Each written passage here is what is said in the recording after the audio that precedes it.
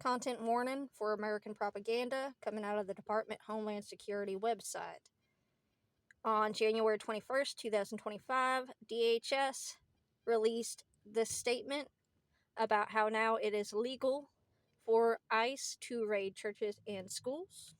But I want to focus on the wording of this because it is explicitly propaganda.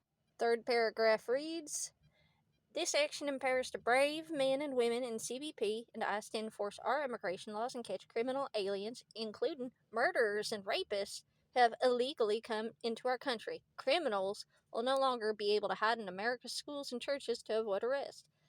The Trump administration will not tie the hands of our brave law enforcement and instead trust them to use common sense." Where have we heard the propaganda of our brave soldiers, those criminals? We're talking about children in schools who are pursuing an education which is protected by the 14th Amendment, even for undocumented migrant children. That is protected. They aren't doing anything criminal. Being an undocumented migrant, that's not a crime either. That's a civil matter. This is emotional, extreme wording on a government website meant to normalize and rationalize something that they are going to perpetrate against a vulnerable group of people within our country.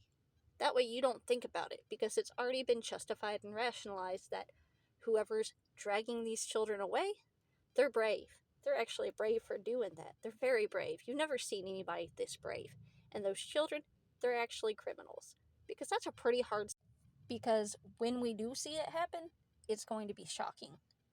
But they're already ahead of it.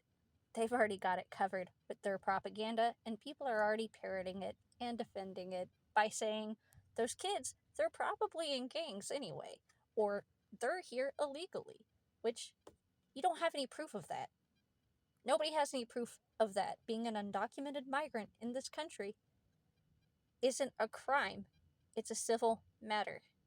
First, you have to prove that they're undocumented to begin with, and then second, you have to prove that they've done anything criminal.